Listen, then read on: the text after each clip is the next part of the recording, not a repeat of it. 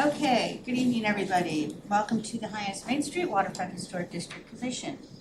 To all persons deemed interested or affected by the town of Barnstable's Hyannis Main Street Waterfront Historic District Commission ordinance under Chapter 112, Article 3 of the Code of Town of Barnstable, you are hereby notified that the meeting is being held at Town Hall 367 Main Street, Hyannis, Mass. Lutton's Conference Room, second floor, 6:30 p.m. on Wednesday, June 4th, 2025.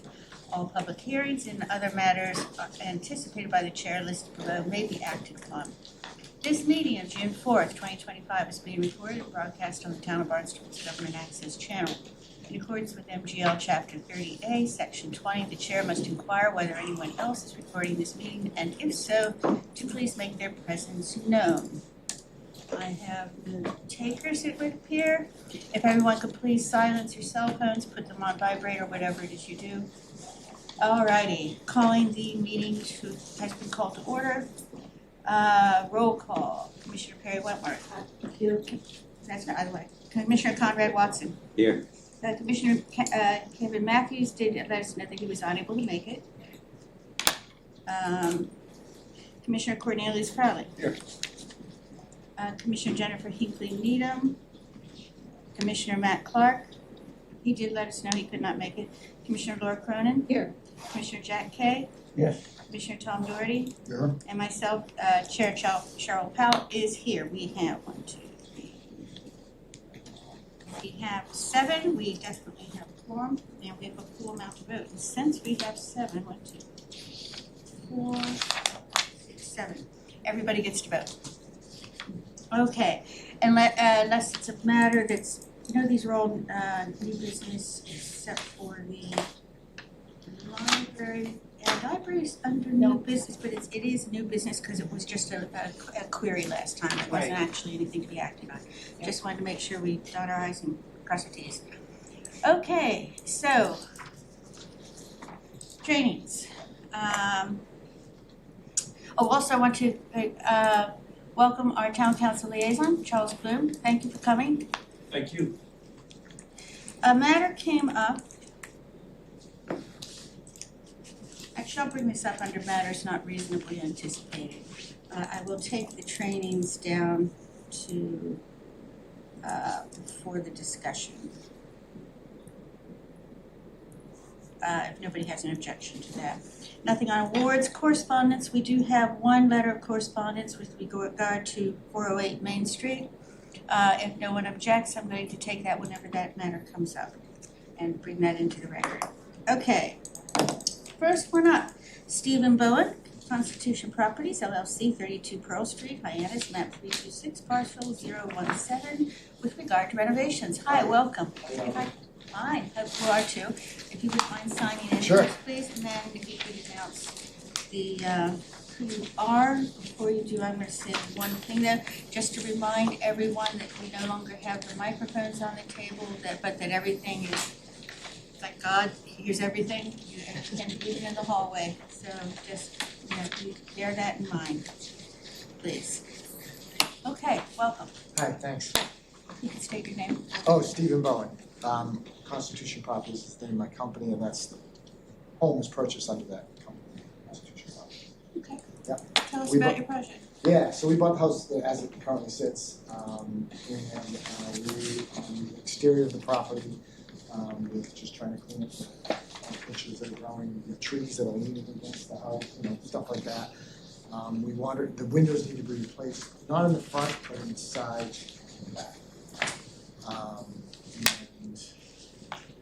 And then I have the garage, which is not on this. I just noticed today it's leaking a little bit, so I don't know what I'm going to do about that. I don't know if it's under you guys or not. So I have to work on that with the contract and see if we can structurally make it, sound it. If not, it might come down. So that might be a separate issue with that. Be a separate permit. And you guys follow that, so it's way in the back. What else would you? What else did I tell you? Well, is there anything else you wanted to say before I ask? Oh, so we're, as far as work, yeah, we're replacing the roof as well. I actually have a sample over here. Yep. Okay. And the shingles around the house, some of them are falling off, need to be replaced. When we replace the windows, we generally have to do the shingles, around the windows as well. So these are the ones that we're gonna use, and this is the roof color, which is pretty close to the current color that's there now. We also, the trim is flaking, the white, so we have a white color that is in here that we're just gonna place with the same exact color. The trim of the windows, the trims of the sides of the house. I think that's. Okay.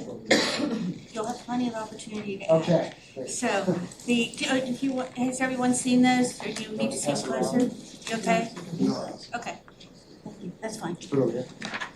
So, commissioners, what we do is we ask if there's any clarification needed on what was Sure. presented. Yep. We open it up to public comment, Okay. and then we come back for deliberation, how do we feel about it? Sure. And then we go to a vote. All right, great. Okay. Yep. So, anyone have any questions on the presentation? I have a few. Great. Are you replacing all of them? No, the ones in the front have been replaced by the previous owner. We need to replace the ones on the sides and the back, I think we've done in the back. Are they double hung? Yeah, double hung windows. They're currently, the ones in the front, I think have the, is it 6/6? One over one. 1/1, let's see. The front, no, there's 6/6. There's 6/6, yeah, The the store front on the now, outside. and then Really? Yeah, you just can't see it, look a little closer. Oh, yeah, I see it. I see it. on the side of that porch, yeah, there's a couple of them. On the side of the porch, there's a couple that have been replaced with that. From that point past the porch, we just wanted to do one on the one, clear, just no things in the middle. What do you call those? Millions? What is it called? Millions. Mullions, thank you. Yeah, so we were just gonna do clear over clear, double hung windows, insulated. How many are you replacing? It's on the application. I can see it, Yeah, it's on this here, so that was like the previous it's one. on page 3 of 3, isn't it?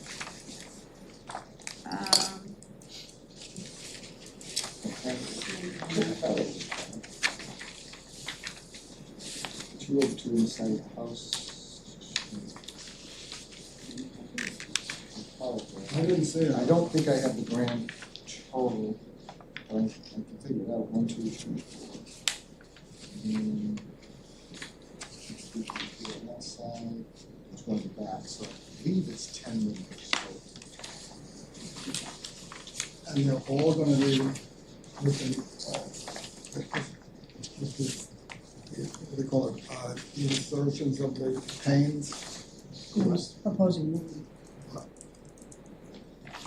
It's proposing no insertions. No insertions, it's gonna be a solid window? Yeah, clear over clear or 1/1. Yeah.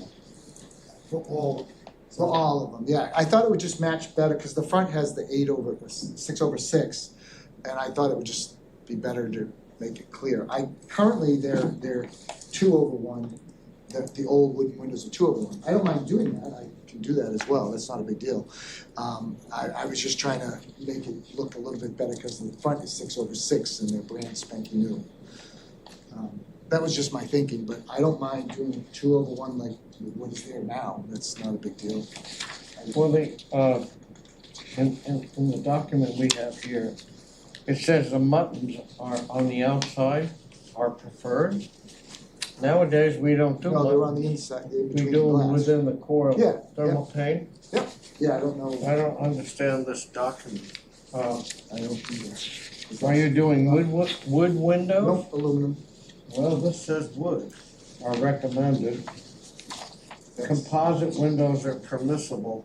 I'm a little confused about what we're talking about. The window here, these are the copy of the windows. These are the windows we were gonna install. Would you mind passing them around? are they aluminum or? Yep. Is it vinyl or aluminum? I don't know. Page 3, Aluminum it says is- white vinyl. Vinyl, yeah. Yep. Yeah, so it's page 2 and 3. Yeah. It is 2 and 3. Yeah, that's right here. They come from the home. I think it's SIMO, Simon. Yeah, and I have the picture being 1/1, but I think I have the 2/1 picture here, so just in case. Well, I certainly prefer the 2/1 because they're far more traditional. Me too. What is the I have age? the 2/1 in the packet as well. Well, actually, on the application, on page 3 of 3, it actually has written right on that top line, 2/1. What is No, it the, says replace 2/1 on siding of house using Oh, white siding. vinyl windows with no paints. So I mean, I think he's saying 1/1, and the example he gave is a 1/1, so. No, it's a fair comment. And these are the 2/1 sets. So I would agree, the 2/1 Yes. to Are replace you the okay with 2/1? That's fine, yeah. And vinyl. absolutely. what is the age, what's the age of this structure? Usually says. See it somewhere? Oh, let's see. Oh, there we go.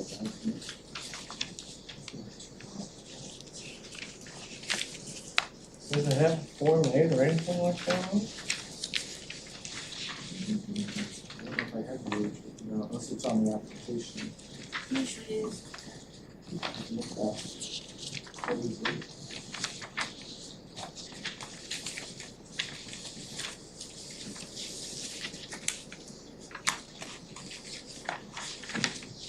I don't think it makes a difference too much on the. Well, Well, it is a historic structure. yes, Oh, yeah, I realize that's that. what I'm saying, that's, Somebody's gotta have a document that says so.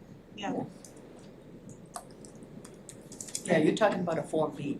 Yeah, see, I don't think it's, not I think there listed. might be a Form B, but I don't think it's over 75 years old. this house? I would think it would be. Well, That style is around. I don't wanna apply historic problems to you if you don't need them. This type of, this type of house is all around the neighborhoods down here. And I think that it's older than 75, that would put it in what, 1950? So I would think that we could take a look at that. You are correct, it is all over the neighborhood. Yeah. I think so. Well, I'm sure Sally would have looked at that. Probably. Yeah, someone should have. I'm just curious, I don't wanna raise a lot of nuisance. Well, It's important to maintain some integrity in the structure. I mean, if you're gonna do renovations, especially in this neighborhood, you wanna make sure that Yeah, if we it is in press compliance. him too hard for things that he's not really responsible for, that's not fair. I agree with you. I'm not saying what Built you in mean. 1921. Yeah, I thought so. Well, It's surprising. definitely structure. It is Yeah. a historic structure. I'm surprised at that. I thought it was according to Realtor.com. On the website. Thank you for looking that up for us. That's good to know. Yeah, it's probably been renovated. I'm sure if you went to the building permit history, you would see renovations Yeah, from the well, 70s probably. Yeah, the previous Good point. owner did more material stuff. He did one window in the back. And we did it 2/1, so we did it to match. But you said you're fine with the 2/1. Oh, absolutely, Okay, yeah. I so- guess, yeah. So, is this a residence? Yeah, well. Will it will be. remain a residence? Yeah, it should be. I'm gonna sell it to someone as a residence, yeah. Oh, okay. Yep. That's fine. That's residence. How are the shingles overall? In good shape, the shingles, are they? I think the shingles are in pretty good shape. We know when we replace the windows that we're gonna end up, Yeah. Yeah. the outside's just so, there's a few here and there that might, need to be taken care of. And then what we generally do is we like to, which I wrote in the application, we generally power wash, so it's a little bit lighter. I was gonna suggest that. Yeah, Yeah. it's on the application, Yeah. yeah. We generally do that, so it blends in a Yeah. lot better. It's amazing how good you see the shingles The can be. bleach treatment isn't so abusive to the old shingles. Yeah, The bleach treatment does that, but it doesn't blow away the material that's left there, so right, watch out. yeah. Just for clarification, it's 5 windows on each side, total of 10. Yes, yeah, I believe That's that's what's the ever in grand the total back. is 10 windows, yeah. Plus whatever in the back. Separate. Yeah, I think Yeah. there's just one in the back. So only the 2/1 fine. All 2/1 by 1/1. Yeah. The ones that we're replacing, the ones that are brand new, that are already there, are the ones in the porch, and the door is brand new, so from the previous owner. That's fine. Any other questions for clarification on the presentation? I don't You had know. some great questions there, Jack. I don't have an issue. Any other commissioner have? Question. Oh, I'm sorry, Commissioner Cronin. What about the gutters? Was there, and it looks like the gutter and maybe the something up at the top, would that have to be repaired or? I think gutters are okay in their current condition. I didn't see that in the. No, I didn't see it in the One I know application, but I they've saw, been I see them on the house. replaced. They have stuff in them that we have to clean out, you know, okay. but they were replaced by, again, by the previous owner, not, Oh, it was just like, okay. it's hard to say exactly. And then one more question is with the white on the trim, you're Yep. gonna be just doing it says currently is white. You're gonna replace it with an ultra white paint, so that's. Yep. Just to get it a little bit of smart. Yep, yeah, whatever is white now, we're just gonna paint over it. Yep, whatever we need to. Okay, thank you. What's the different shade of white? So I was just trying to find a pure, something that says pure, it's just a name, right? So, I'm, Well, actually, I don't know, what's a different shade of yeah, white? there's 1,000 different whites. It goes from I'm looking- cream to wow. Yeah, Yeah. it's all in the name that they give it to sell it, right? So, Good teaser. maybe just a white, yeah. Well, it's definitely in our color palette. Yeah. Right next to black. There is a little window on the top of the roof that we're not touching, it's original, we're just gonna leave it, so it seems to be, it's probably added, it seems to be a addition. And the whole roof's been replaced, not patched, the whole roof. The whole roof. Yeah, yeah, they're all, you know, shingle board. Right hand. We were gonna do a dark, but it's light gray now, so I figured I'd just do the same thing. I think it looks better with the white trim and stuff anyway, so. Question on the trees, the landscaping, so how many trees are you taking out? So in the front of the house, you see those big bushes that are just wild bushes, so we're just gonna cut them right down. There's one on the side of the house. There's the big one in the front that it's just taking over on top of the roof. I don't know if I have to cut it, the whole thing, or just trim up the branches so it's not like over the roof. The one behind that is just a wild little one, it's not very big, but that's leaning against the house, so that one is, you know, causing a problem. So that one has to come down. And then in the back, I think I could just trim some of the branches off instead of taking the whole tree down. So that's my goal. My goal is just to trim as if I Yeah, can. trim where possible, where it's Yeah, I not just- damaging the house, but Right, yeah. keep the I just don't trees want as it much to as we fall in the can. house someday. And the That's, Japanese maple in the front's gonna stay, the red one. the red one. I believe that's the Japanese maple. Is that on Yeah, it there? is, I'd rather save that. Is that on there? This little bushy thing, this is in the wintertime, it's Yeah, just, that it's a, one, I'm talking this one. yeah, that one we're gonna trim down, we're gonna keep it, we just wanna trim it up a little bit. Because it grows into the tree like this one, you know. Yeah. Yeah, it's not a Japanese maple, but it is something else similar, because Similar to color. Yeah, but yeah, we just wanna trim that one down, the ones that are on the house, we wanna, Yeah. whether it's a bush leaning against the house or a branch. That sounds good. I have to get somebody with a proper truck. Get up there and do it. Any other questions on the presentation? No? Okay, I'm opening it up to public comment. Is there anyone here to speak public comment on this one? And we do not have, we have a letter on the next one, but not on this. So, commissioners, how do you feel about it? No problem. Anyone? No, it's good. All The right. things we mentioned. I'm sorry, what was that? I said it looks good with the things that we mentioned. Yeah, and you mentioned some really good things. Okay, so would one of the commissioners like to make a public comment if we have a discussion? Okay, so I'm going to close public comment. Oh, and staff, do you have any contribute on this? No comment? Okay. So would one of the commissioners like to make a motion on findings? I would do that. Thank you, Commissioner. I move that the commission find this application to be compatible with the preservation and protection of the district. Second. Commissioner Crowley. All right. With the stipulations that we're gonna use 2/1 windows. As per the application, which is We're gonna trim to, the big tree, not try to cut it down. And I think that was it, right? I think that's fine.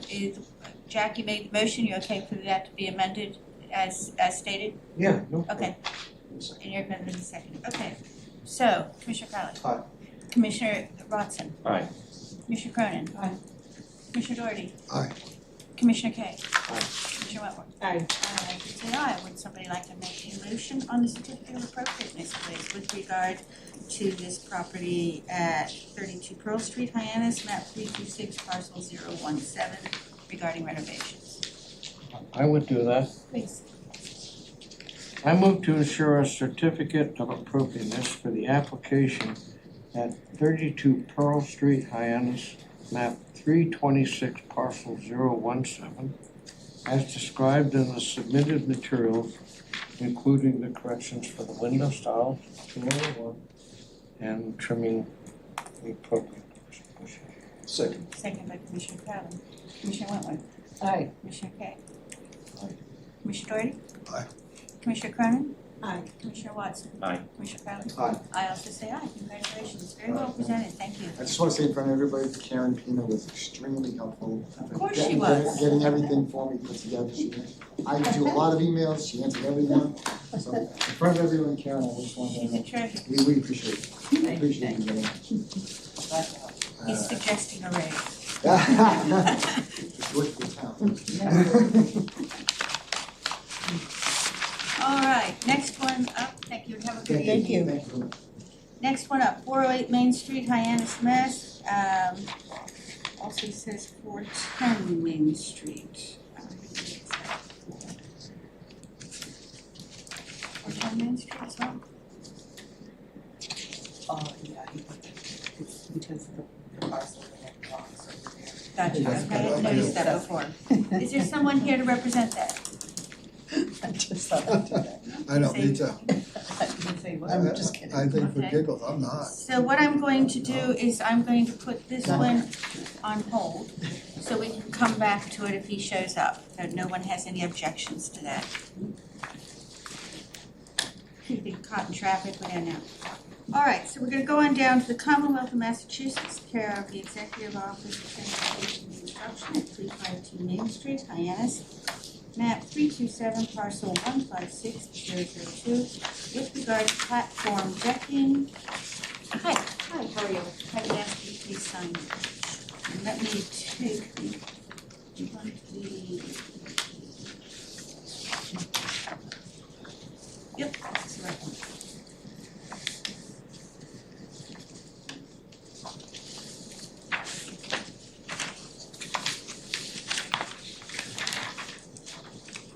I like the color. Looks like a good presentation. Please state your name and then we'd love to hear about your project. Sure. Julie Darling, I'm an architect with WSP. We're working with Mass DOT on this decking replacement at the platform at the transportation center. So basically, we do an evaluation of the platform and the underlying structure and determined that the decking had reached the end of its useful life. So they're looking at replacing that. What's out there now is a southern pine, pressure-treated southern pine. And the interest was selecting a material that was gonna offer lifespan and more durability, better maintenance, for let's say snow and ice removal, than what's out there now. So that brought us to this conclusion of potentially using this composite PVC. I have samples from 3 different manufacturers, and you'll notice that there's 3 different manufacturers in here. This will be publicly bid. So this is the basis of design. This is Mass DOT's preference. And it only actually comes in this one color. So, but we could potentially get another manufacturer selected. So I just wanted to make sure that the full range, they all kind of offer a very similar color palette. So we're gonna try to match what's out there as closely as possible, but we do have some limitation in selecting a precise color at this time. So we are also replacing the detectable warning strip that's out there, and that's pretty heavily regulated, what the dimensions are, what the color has to be, so there's really not much of a Yeah. consideration, in my opinion, for this True. platform. And that's pretty much everything I have. Okay. So commissioners, any questions on the presentation, please? Is there a timeline to complete this? Will the platform be accessible during the season? So there were some sort of emergency repairs done to the platform recently, and that made it accessible for the season. So we're not expecting this to impact this season. Are you anticipating it would even be involved in this season? It may be, but it would probably be towards the end, maybe in the fall. I don't have an exact timeline for putting it out to bid yet, so. I just didn't know if there was a provision that you had, if you were gonna remove this, if you had access to that fund. I don't think that's right. There's gonna be a period of time when it's not accessible.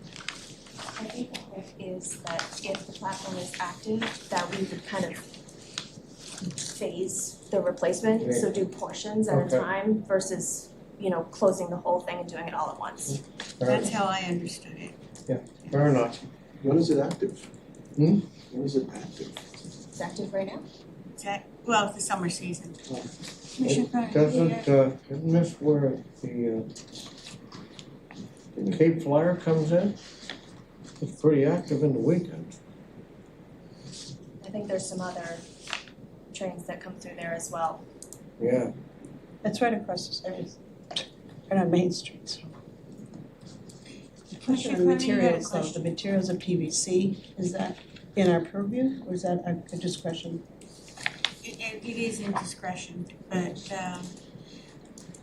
What other options would we have, so that we're not getting into, that's a pretty long stretch of materials that's it's being a long replaced and stretch. try to get in with what we have in our guidelines. And then the other questions that I have is that we talked about replacing guardrails and other materials in the area, which we need to have some more information on that as well, because it looks like it has. We're actually not replacing any of the guardrails. Oh, I thought We're it just, there are a few things, a guardrail and a canopy that are mounted to the deck, and those are just gonna be removed and put like that with, new fasteners and things like that. I'm sorry, did you, Protector warning strip, bodies such as guardrails and roof construction shall be made in the finished condition. Oh, yeah, I misread that, just Tim, you would be It could have putting been it. better worded, I think. We'd be putting in new ones, that's, my question that's goes the along, PVC decking is my question. my question goes along the same line as yours. With the PVC and the materials over here, are they all designated to different manufacturers, but are they all the same type of material? More or less, I mean, there's composite PVC, there's pure PVC. They're all kind of within the same, I would say, family. But there are some slight differences, like if you look at, I also noticed example- there's a white one over there. Or is that just the bottom of, it's the bottom of another one, Yeah. right, okay. so you can see that these two are actually pretty similar in that it's almost like the material is consistent all the way through. This one, the color is consistent. This one has more of a different color at the core with the cap, that's the finish color. And then this one has a thicker sort of polymer finish with the composite center. What's the most durable? Out of the three, the one that's the basis of design. The one we're trying, yeah, and again, I'm just concerned with being able to do that consistently through the historic district. I know it's a platform, and I know you want durability, but, I'd like to make sure that it's something within the Corey, you have your, materials that we have. I'm sorry, Corey, you have your hand up. So this is a discretionary review. Municipalities generally don't regulate state agencies. So this will have to go out to bid, so there's gonna be, different products that the, Public contract code. Yeah, right, so good different point. contractors will, submit materials out of what is part of the bid. So, municipalities can participate in the planning and provide input. generally, this is run by MassDOT, so municipalities generally can't, override state regs or, Good point, I forgot that, so. yeah, This is more of a discretionary review. okay. So what we're doing here doesn't make it's not Doesn't make a precedence for the rest of, the historic district. You do allow PVC, you voted for PVC before, so there is precedent, so. A composite, I thought it was a composite PVC. Yeah, it's a This composite. is a composite, I these are thought that composite was- materials. These are composite materials. No, it does say composites. Can I ask you a question? Sure.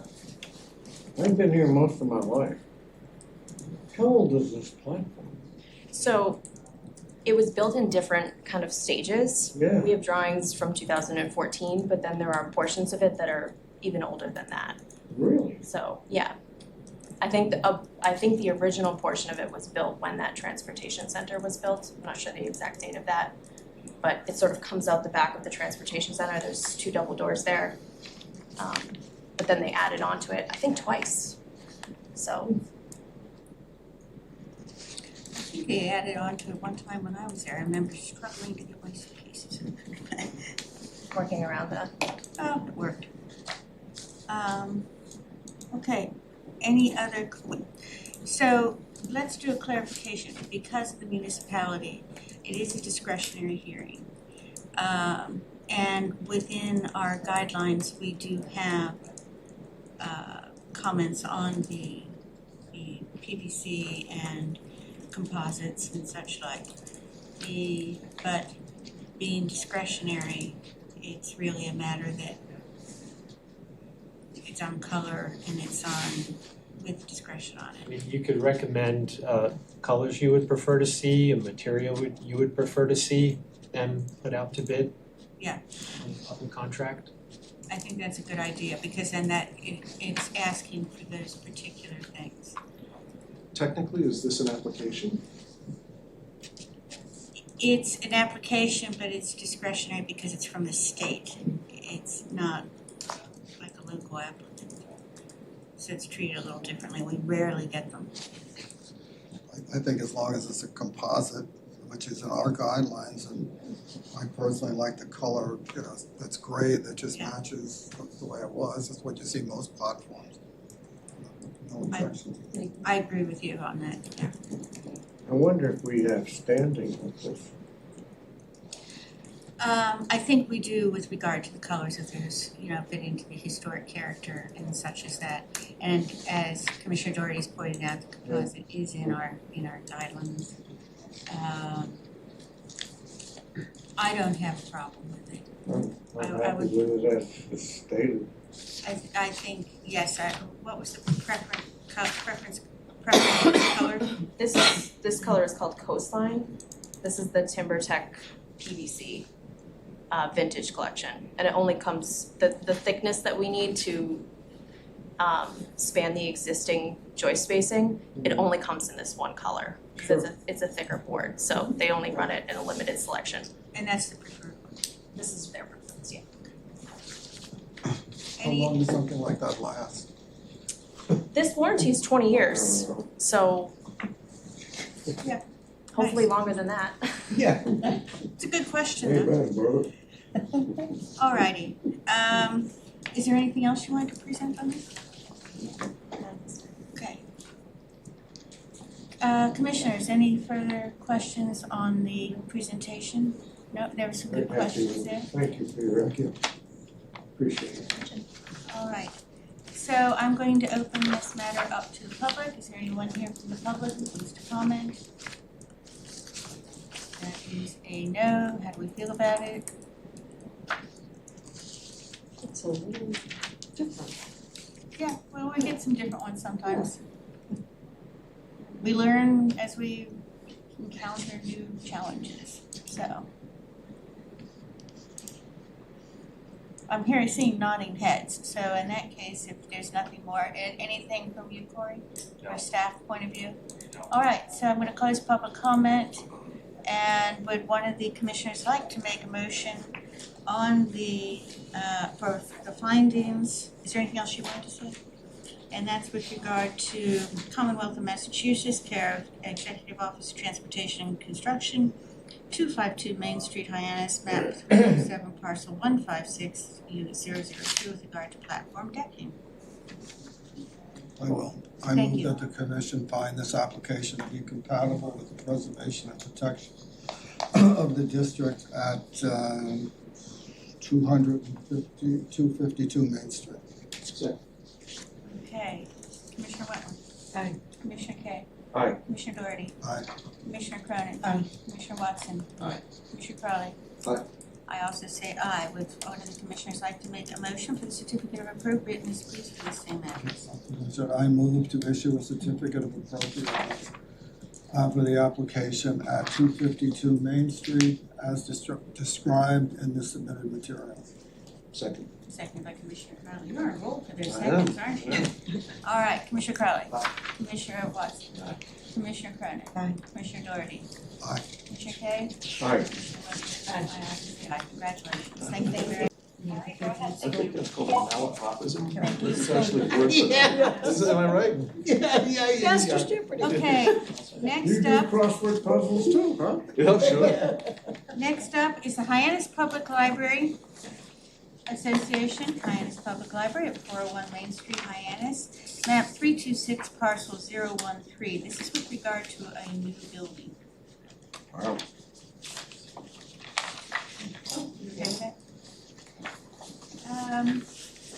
And Corey, just to remind us all, the library came before us before, and did we give permission for the demolition? I thought we did. I'm trying to. No. We did No, not, I think we did not. No, it was just, It was an informal. Yeah. And it was informal, you're right. Just trying to remember. So, no, just a, actually, this is the demolition and the new building. That's why I put the line through the wrong thing.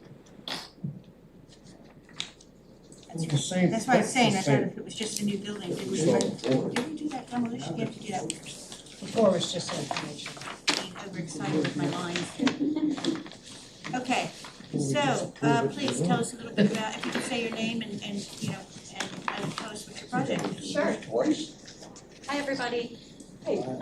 My name's Kara Babcock. I am the project architect for the public library of Hyannis.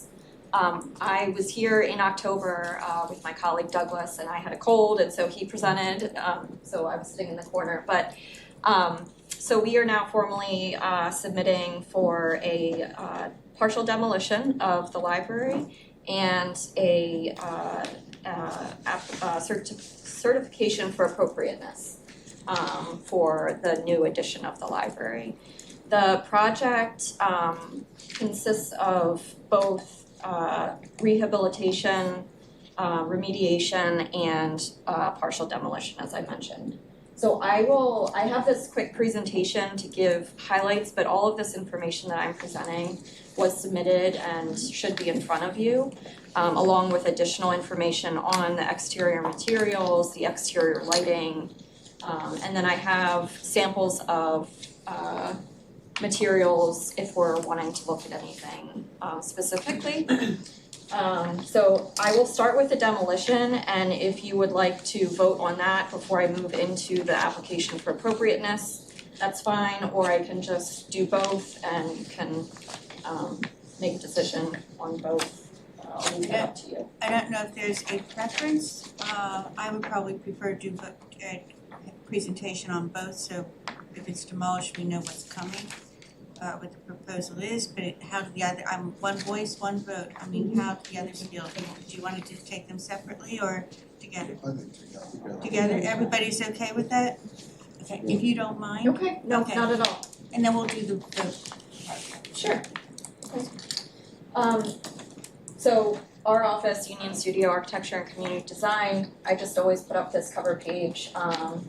But we've done quite a bit of work in Hyannis and on the Cape, housing, and we did the renovation and partial reconstruction of 255 Main Street.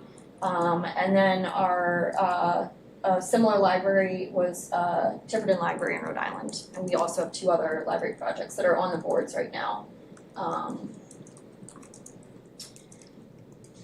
So this is just kind of to give you an idea if you're not familiar, though I know most of you probably are, of the 3 different buildings that make up the library. The Hinckley is the oldest one, circa 1830. The Eagleston was added to provide more space for the library intentionally. That was done in the 1930s. And then in the 1970s, again, because the library needed more space, they added the Twombly wing. That was done in the 1970s. So the request for demolition is just regarding the Twombly wing. The intention of the design is to keep the Hinckley and the Eagleston as they are from the exterior. The Eagleston will undergo a slight renovation on the interior, but really that is just to kind of freshen it up and to add a little bit more flexibility for the staff, because the staff is going to be using the Eagleston as their staff wing. So sticking with the demolition request, I think I went through this during our October meeting, but I'll touch on it again. There are several issues with the Twombly at the moment, which actually have been a problem for the library for many years, and it's causing financial constraints for the library, keeping up with the ongoing issues with water infiltration, the amount of heat and cooling that comes out of the building because of the single pane glass, the poor ceiling around the windows. You can see the picture number 2. That's a single pane of glass flooding right up to the interior ceiling and the exterior roof, which is the same material and has no disconnect between the two, so you can imagine the inefficiency of the space. And it's just quite an uninviting space as well. But another huge issue for the library is that the split level design provides really poor accessibility for those who are mobility impaired. Even though they do have an elevator, they rely on that elevator even for if there was, the fire alarm went off or there was a fire emergency in the building. There is no accessible way for anybody that uses a wheelchair to get out of the building without relying on personnel to help them out. And that is especially important in this particular case because the library has a full-time staff member who is in a wheelchair. But there are many patrons that visit the library every day that are mobility impaired, and the split level is very difficult for them to navigate. It also provides very poor visibility for the staff to monitor both those levels. And given its proximity to downtown and the open door policy of the library, that's been difficult to manage over time when they don't have great visibility. The restrooms are located down a long hallway that is in the back of the building. Again, not visible from staff vantage points where they're sitting or where they're working. And then for the children, there is no actual connection from the children's wing, which is in the basement of that split level. It has no windows really, and there's no way to make a direct connection to their new Play Oasis, which is really wonderful. And the Play Oasis, the intention for that, just so you know, is that it will be, the equipment that's out there will be stored during construction, but it will be put back in place and remain largely the way it is once construction's done.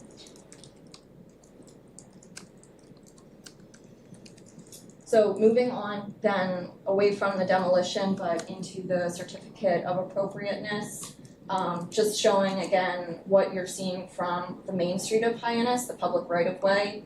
You are really just visually seeing the Hinckley and the Eagleston building.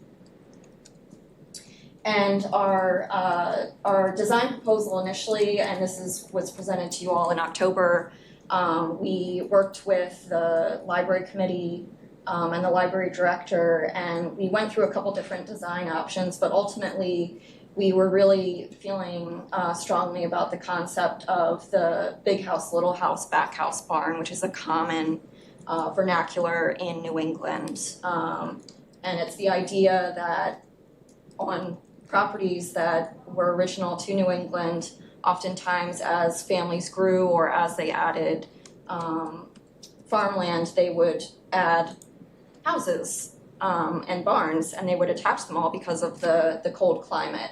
And really that's been the case for the library as well. As they've grown, they've added buildings.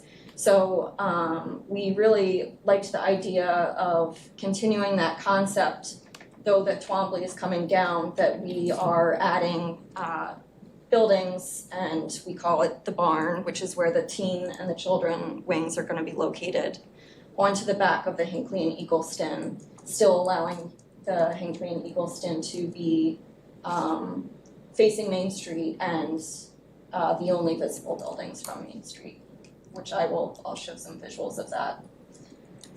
So as part of our work as an office, all of our work is very contextual. We use precedent from the area, and we try to marry historic with a slight contemporary styling depending on the situation. Given that the library is in a historic district, we don't want to be replicating history, but we want to be sensitive and thoughtful to it. And so as we move away from Main Street and to the back where there's a lot of activity happening, children, teen, the barn area, that barn you'll see is a little bit more contemporary, just to signify that that is kind of a fun and active and new piece of the property. So this is a plan diagram that we had shown the library board to kind of get that point across. And this is the proposed plan. And you can see that the idea is that moving from the Hinckley building, which is most Main Street facing, to the Eagleston and then back to the new addition, we're moving from the most historic building to a more whimsical and slightly contemporary look at the back barn area. And the part of the new addition that kind of lives between the historic and the whimsical is airing more towards that typical Hyannis Cape vernacular. So in October, when we met with you all and kind of showed you our concept to make sure that we were kind of heading in the right direction, this is what we had showed. The proposed design and the existing. You can see that the Hinckley and Eagleston and the amount of Eagleston that is visible largely stays the same, and that the rest of the addition just kind of will take up the footprint of where the Twombly was. So this is a rendering of our proposed design. We have finished construction documents. The contractor has them in hand right now and is pricing them.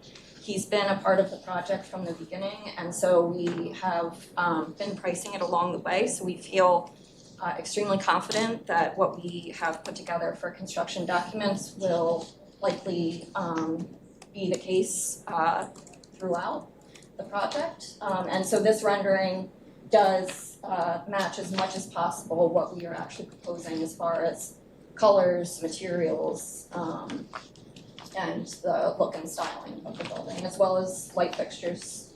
We tried to match everything as close as possible to give you an idea of what that will feel like. Sure. Yep.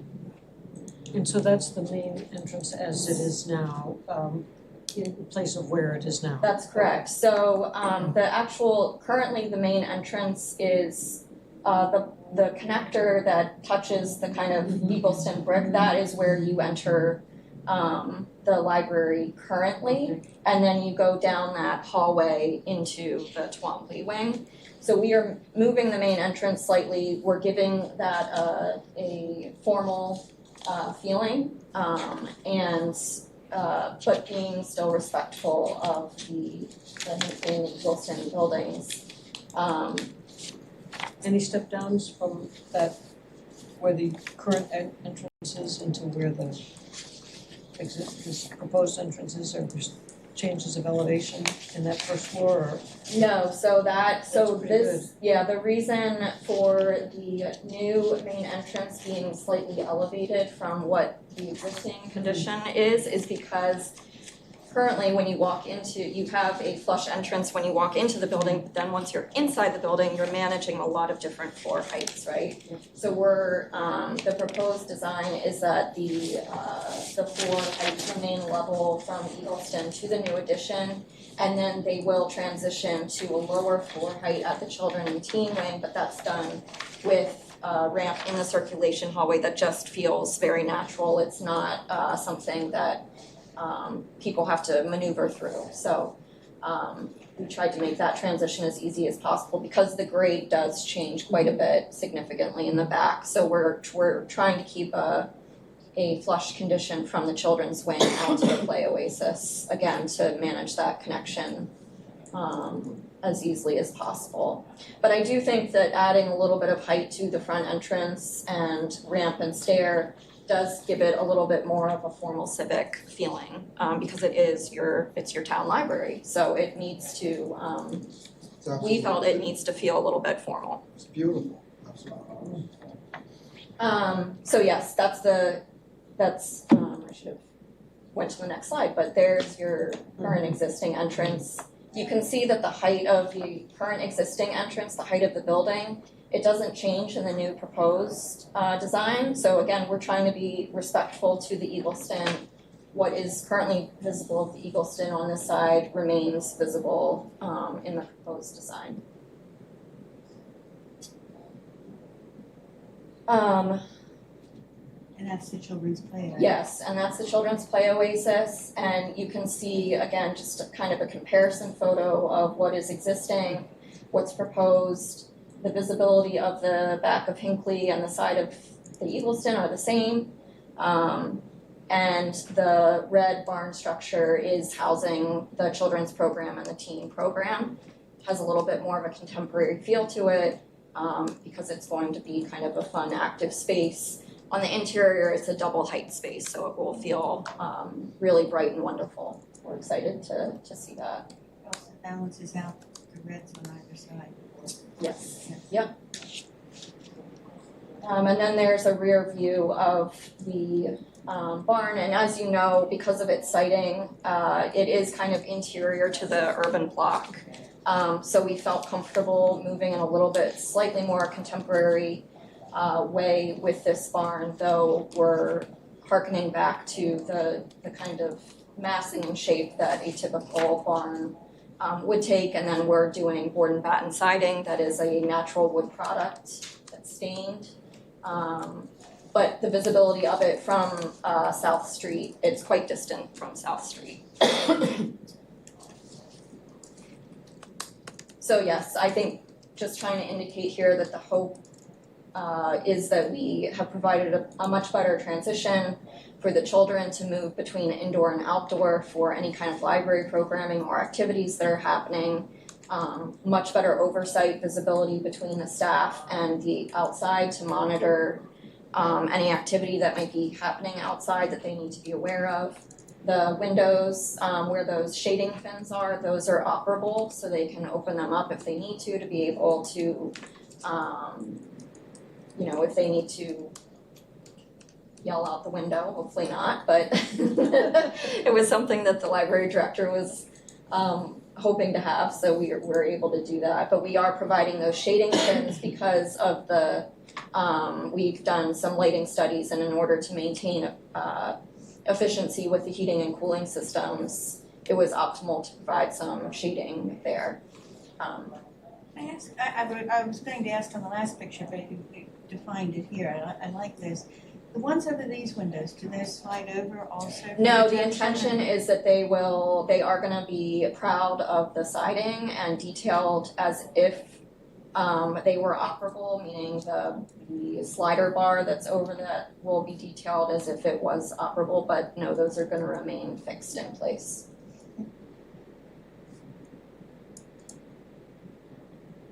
And then again, this 3D model that we created is an exact replica of our construction documents, because we had to model it to make the technical drawings. So we feel quite confident in this view, that from Main Street, the rear portion of the new addition will not be visible or any more visible than the current Twombly addition is, trying to maintain the Hinckley and Eagleston as they are. And then just to talk a little bit about the Eagleston exterior renovation. The renovation is really just to clean up the exterior, so the brick building. The trim will be sanded and painted. There will be replacement windows. Those windows have been submitted in your package, but they are a Pella historical window with divided lights, both interior, exterior, and grills between the glass. So replicating the historic look as much as possible, we're gonna maintain the same window pattern, same mullion patterns. And the light fixtures at the front door there, those are gonna get replaced, but again, we're replacing in kind as much as possible. Those have been submitted in this package as well. And then any kind of brick mortar repair or cleaning that's gonna be done is minor, just to again freshen it up and make it look cleaned up and ready for the next 30 years at least. And then the Hinckley building, the plan is that there are not gonna be any renovations to the building other than putting in a exposed sprinkler system, because this entire library complex is actually not sprinklered at the moment. And so as part of this project, we will be sprinklering the entire project, but the hope is with the exposed sprinklers on the interior of the building that we're not needing to modify or touch any of the interior detailing, and we'll be painting that sprinkler piping the same color as the walls, so just go away. But the windows on the Hinckley are not being replaced. And the only thing I think that's being replaced on the Hinckley is the exterior light replacing, which again is part of your package. And then this is just a view from Main Street, kind of walking down towards the entrance. Our hope with the design again of that front terrace area at the main entrance signifies a little bit more for the community that this is now the new main entrance, and kind of welcomes you through that path, because it is it's slightly different being interior to the block. So and then I think we were aware that this plan has been circulating. It's conceptual as far as we understand it, but it is something that the town has been thinking about, and if that were to become the case with a reimagination of kind of the Great Lawn and the town center, that we are kind of situating the children and teens wing in that proposed barn in a nice place that relates to hopefully what will be happening with the outdoor activity center. But that is in the future. For now, it will be a parking lot. So, thank you. Thank you. Yes. Great presentation. I think it's absolutely perfect. Yeah. Absolutely perfect. Ditto. This is, in my feeling, what all of Main Street should look like. I wish you did apartments. I really wish you did Truly. apartments, because you take that plan, put 2 floors, 3 floors, and it's the essence of the historic district. I love it, absolutely love it. And I'll go right to the But he's not gonna certificate of tell you, appropriateness. And I, Oh, when will this start? So we are planning to start this summer, breaking ground this summer. It is gonna be a 2-year-long construction project, because the library needs to be able to occupy portions of the library to keep it running over the course of 2 years. So it's a phased construction schedule, but there's not gonna be a pause in construction at any point in time. It's really just moving staff. and that includes phased demolition. Yes, so the first phase of the construction, what's starting this summer, will be the renovation of the Eagleston, which is the brick building. Once that is complete, the library staff will move their operations into the Eagleston, and then the Twombly will be demolished and the new addition will be built, and that will take the longest amount of time. I had the great experience of being a trustee there in the early 2000s, and this is amazing. Oh, great. Yeah. Good. Yeah, we're hopeful it will solve a lot of problems for them, and I know it's not in your purview, but I think we're really excited about the layout and the programming that's gonna be able to be provided for the library. And your honoring of the Hinkley and the Eagleston is just really appreciated. How long do you think it'll take to renovate the Eagleston in the first phase? So the plan from the contractor at the moment is that if we're able to start this summer, that we would be through with the Eagleston renovation by the end of that year, so the end of this year. And then the beginning of next year, moving into phase 2. That's awesome. So, yeah. Okay, is there anything else you want to present? No, I don't, but if you have any questions about anything, I'm happy to answer them. I'm opening that up now for any questions from the commissioners on the presentation. She answered them. Beautifully presented. Oh, thank you. I was impressed with it, we had the initial back in October, and I'm still impressed with it. Yeah, we're happy it didn't change too much, so. Can I ask you a couple of fun questions? Sure. The last 25 years I've been involved in very huge publicly occupied buildings. Not on this coast. So I'm not familiar with what your processes are, but just curious, and it's kind of a fun question. Do you have an escape plan for this for occupancy? Yes, yeah, so we've been meeting with the town staff of Barnstable, which includes the fire department, the police department.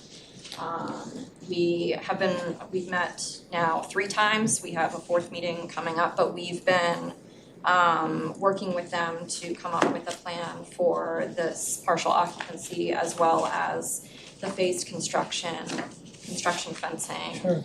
To make sure that they're comfortable with what this 2-year-long process is gonna do for the downtown area. So, and I know they have some other projects that they are aware of in the next 2 years that are in a similar location. So we're trying to collaborate with them on working through that process. But yes, we have to submit a escape plan for the occupancy.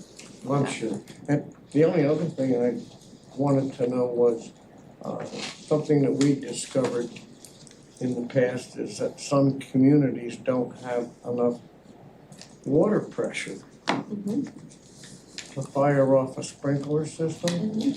Have they tested this Yes. system here to see if it's capable without a pre-action unit? Yes, so we always have a flow test done, which is a hydrant flow test. And it tells us how much water pressure is at the site, and our sprinkler engineers use that information. If we didn't have enough pressure, it would require a pump, which are expensive, and so luckily we didn't need that, we had enough pressure. And it's only a 1-floor Very fortunately, building. you're 1 floor, Yeah, so exactly. you're not a mid-rise or a Yeah, it high-rise. becomes difficult when you go up higher. Well, that's fun, thanks. Yes, sure. Okay, so what I'm going to do is open it up for public comment. Are there any changes to the agenda? Because I think. So I'm assuming that's one I had printed up from the. It's a big online. You did. Wow. I'm sure we're good. Okay, the Here's the- opening it up for public comment. Anyone here for public comment? Nope. Okay, well, I think a lot of us have already expressed, but how do we feel about it? I love it. It's great. I think it's great. Beautiful. Can we hire you in the town? I think it's a Lori, fantastic can job. you do that? Absolutely fantastic. Wonderful. Okay, in there. So, in that case, the question I have for you is, do you want us to,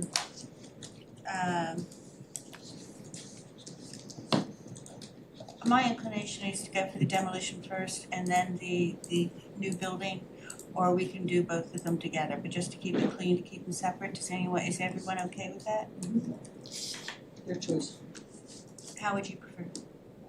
I leave it to you guys. It had to be submitted through 2 different applications, so Let's do it squeaky clean. Demolition probably isn't gonna happen for the whole project at one time, it's probably gonna be periodic. She said it's gonna be in phases. Phase, it's second phase, the beginning of the second phase will be the major demolition. There will be slight interior demolition. Oh, sure. Yeah.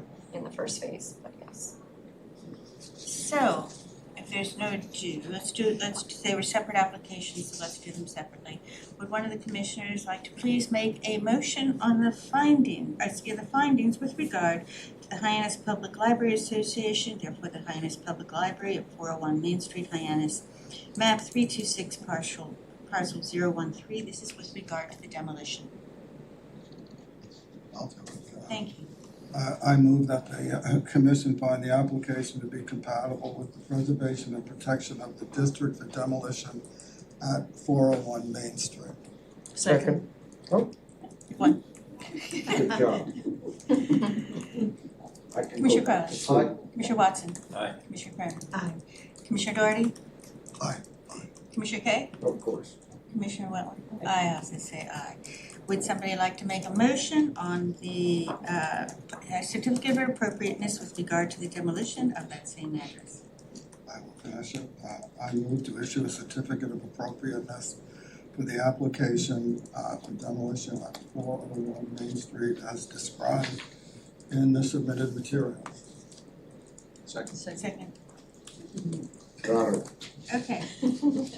So, in that case, Commissioner Wetland. Aye. Commissioner Kay. Commissioner Doherty. Gabriel. Aye. Commissioner Cronin. Aye. Commissioner Watson. Aye. Commissioner Crowley. Aye. I also say aye. Now I can put a line for demolition. So, put a line for the wrong one. Sure. All right, so on the new building, would one of the commissioners like to make a motion with regard to the new building as presented? I would do that. I move to issue a certificate of appropriateness for the application at 401 Main Street, Hyannis, Mass, as described in the submitted materials. New Second. building, and seconded by Commissioner Doherty. Commissioner Crowley. Aye. Commissioner Watson. Aye. Commissioner Cronin. Aye. Commissioner Doherty. Aye. Commissioner Kay. Aye. And Commissioner Wentworth. I also say aye. Would somebody like to finish this off with the certificate of appropriateness motion?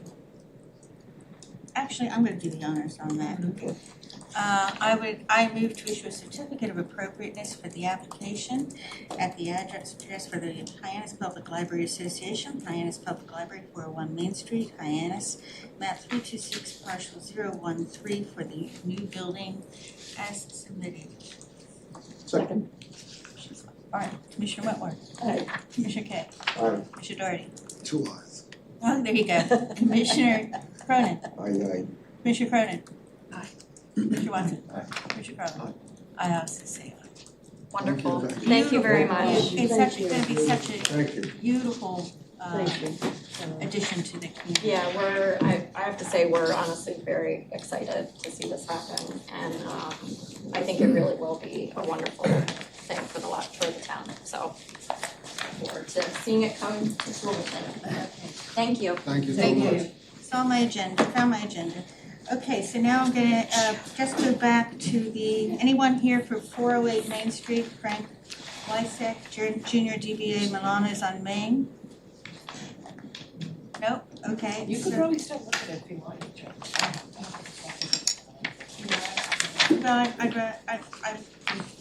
in case we have questions, we can put on the next one, can we not? Did he ask for us to? No, I think maybe he just didn't want to see it. Put those pictures in our. It's everything. This is very conscious.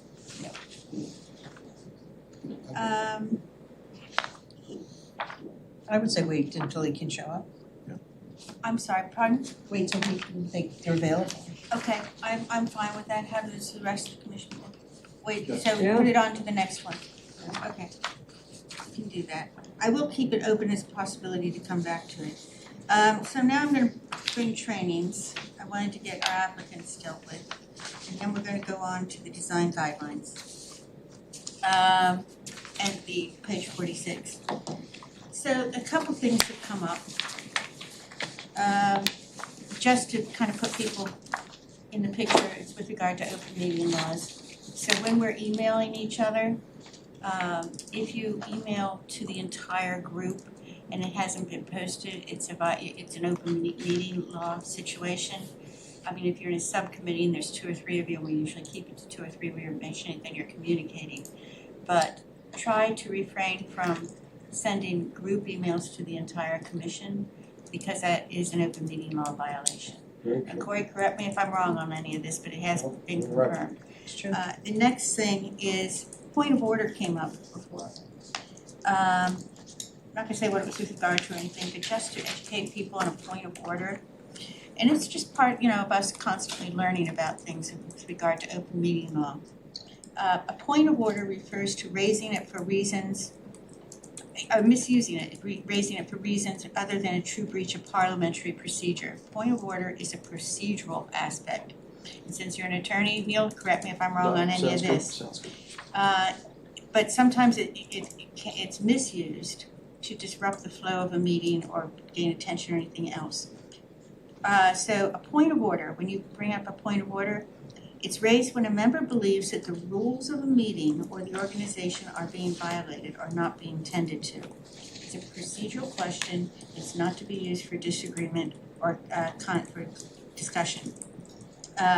The chair would usually say, what is your point of order? Can you clarify what the point of order is about? Unless it's already been stated in the point of order. So to give examples, because I don't want to take too much time on this, and look it up, I've got Robert's rules here if anyone wants to. So examples of wrong points of order are raising points of order for trivial or irrelevant reasons, raising a point of order to delay proceedings or to obstruct it, using a point of order to attack the speaker or to delay it. These are all from the internet, you can look them up on when it's incorrect to use it. Using point of order to unfairly interrupt, or when it no longer relevant. Just when it's a procedural point. So for instance, if somebody were to, if I didn't address the certificate, I went straight to the certificate of appropriateness, I would hope somebody, because of how many times they do it, would say, Madam Chair, point of order, and I would say, can you clarify what the point of order is? And the person would say, we have to do the findings first. And I, oh dear, okay, that's a point of order. So it's a procedural, but it's not to be misused. Neil, you want to clarify any No. further? Set it perfect. Okay, so just so we know, it is something that's not used very often, and sometimes people misunderstand it. So, and if anyone wants to borrow rules, Robert's rules, I'll be happy to let them borrow that. So those two. Be careful on the emails when everybody's copying it on them. Now, next on our agenda is the design guidelines for discussion. Because we want to deal with this, and this is really just on page 46. I'm sorry, are you looking?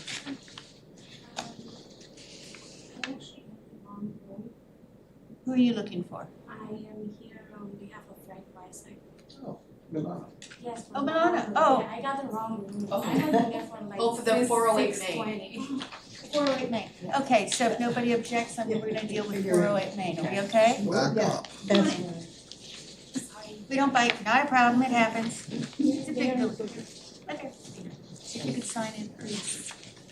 Thank you, so sorry about that. No, it happens. It does happen. You weren't sitting alone in a room, were you? No, I was not. Oh, okay. Yeah, there were a lot of people. There were a lot of people there.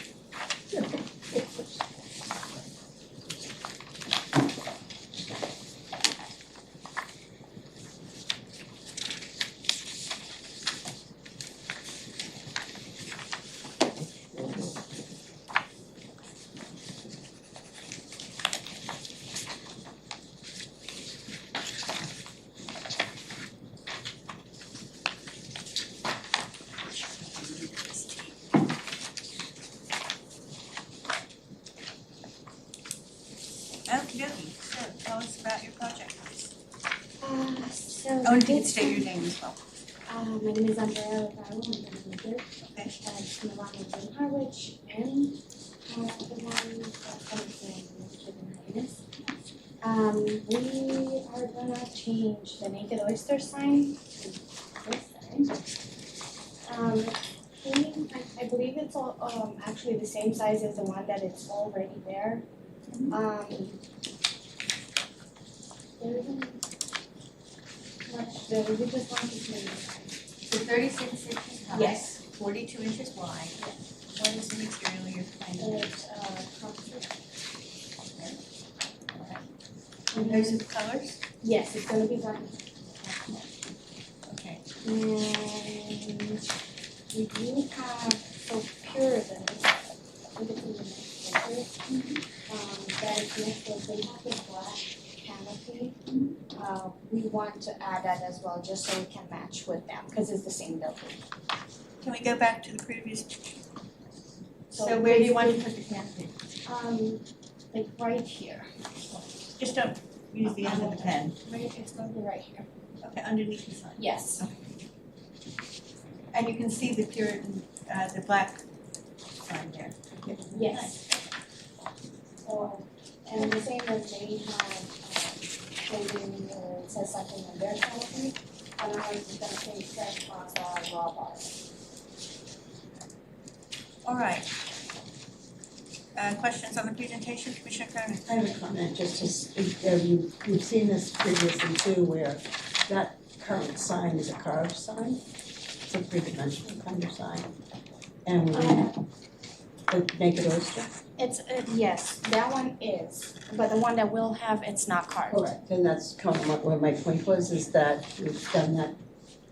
We've looked at this before, and we'd like to try to see if we can, wherever possible, replicate the carved sign. Okay. That puts something a little bit more, I don't know, just say, kind of More dimension. more dimensional, and it would help bring that character to, Yeah, In that Main can Street. be done, if you could do a carved sign, that would work, no problem. in both sides too. So, I did like those. Commissioner Kay, you have a question. Yeah, I didn't see in the photograph there where that little awning was gonna go. Yes, so it's gonna go right under the sign.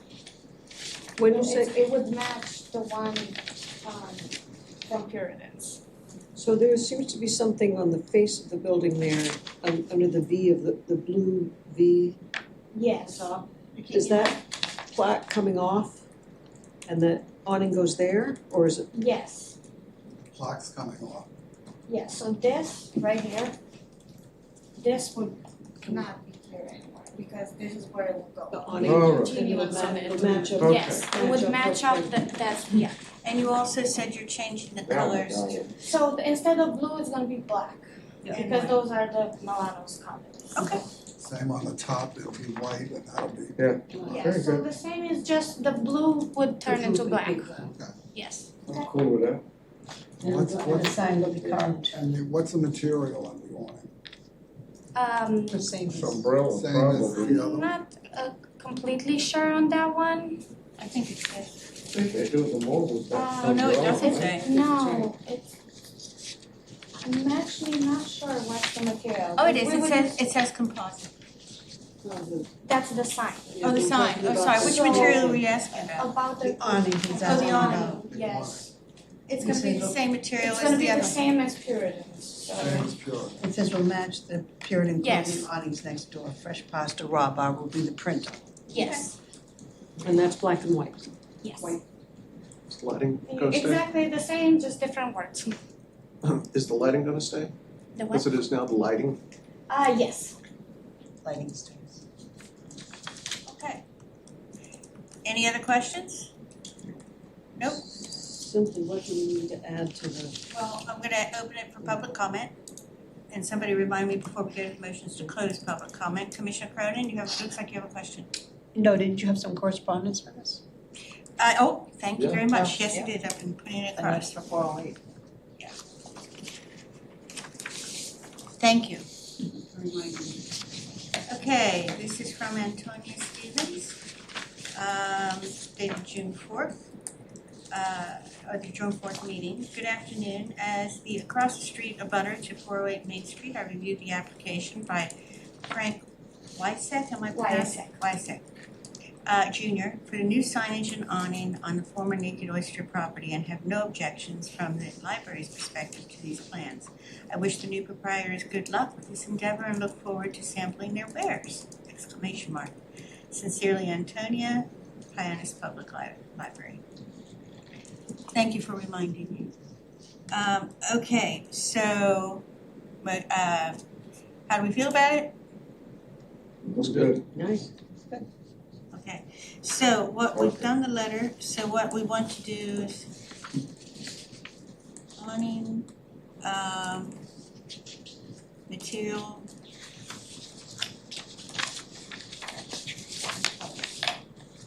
So the sign is carved. is pardon? And the sign is carved. Carved. Oh, the And the carved. trim is black like pure. Black trim. Okay, so would one of the commissioners like to make a motion on the findings? And be sure to include in that the sign carved, the awning to match Puritan on black with the same lettering and in the same material, and the colors black and white. I'll make that. Okay.